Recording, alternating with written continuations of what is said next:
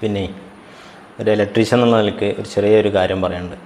എന്താണെന്ന് വെച്ചാൽ, ഒരു 2 വർഷം മുമ്പ് പണി കഴിച്ച ഒരു വീടിൻ്റെ മെയിൻ്റനൻസിന് വേണ്ടി നമ്മൾ പോയപ്പോൾ 2-3 പ്രാവശ്യമൊക്കെ ആയിട്ടുണ്ടാവും പോയിട്ടുണ്ടാവും. അപ്പോൾ സ്ഥിരമായിട്ട് അങ്ങനെ ഒരു അനുഭവം ഉണ്ടായതുകൊണ്ടാണ് പിന്നെ ഈ ഒരു പങ്കുവെക്കണത്.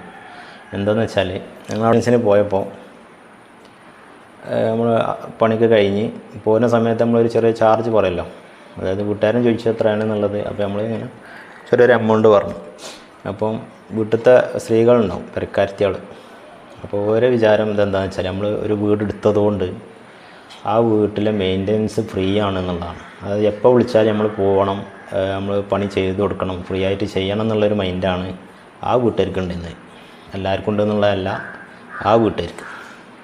അപ്പോൾ 2 പ്രാവശ്യം നമുക്ക് അനുഭവപ്പെട്ട് 3ാമത്തെ പ്രാവശ്യം ഇങ്ങനെ അനുഭവിച്ചപ്പോഴാണ് ഞങ്ങൾ കാര്യങ്ങൾ പറഞ്ഞ് മനസ്സിലാക്കി കൊടുത്തത്. അതായത് നമ്മൾ കരാറിൽ ചെയ്ത വീടല്ല, കൂലി അടിസ്ഥാനത്തിൽ ചെയ്ത വീടാണ്. ഓല് പറഞ്ഞ എല്ലാ വർക്കും നമ്മൾ കംപ്ലീറ്റ് ചെയ്ത് കൊടുത്തിട്ടുണ്ട്. അപ്പോൾ അതിന് പുറമെ വരുന്ന വർക്കുകൾ പിന്നെ നമുക്ക് അതിനുള്ള ചാർജുകൾ ഉണ്ടാവുള്ളൂ. മെയിൻ്റനൻസ് വർക്കിന് പ്രത്യേകിച്ച് ചാർജ് ഉണ്ടാവും. പ്രത്യേകിച്ച് നല്ല ഒരു ചാർജ് എന്തായാലും ഉണ്ടാവും. അപ്പോൾ എന്തായാലും തെല്ല വരാ ബാധ്യതയാണ്.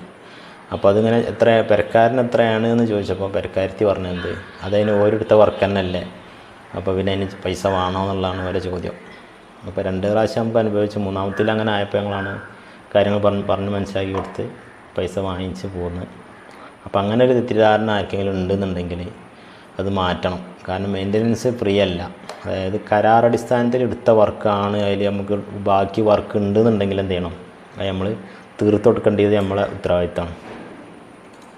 നേരെ മറിച്ച് പിന്നെ മറ്റുള്ളതിനൊക്കെ നമുക്ക് കരാറടിസ്ഥാനത്തിൽ തീർന്ന വർക്കാണെന്നുണ്ടെങ്കിൽ, മെയിൻ്റനൻസ് വരികയാണെന്നുണ്ടെങ്കിൽ തന്നെ അതിനെന്ത് ചെയ്യും, പൈസ ഈടാക്കും. അപ്പോൾ അത് വർക്ക് ചെയ്തതല്ലേ എന്ന് വിചാരിച്ച് കാണാൻ എന്ത് ചെയ്യണ്ട, പിന്നെ പൈസ തരാതെക്കണ്ട.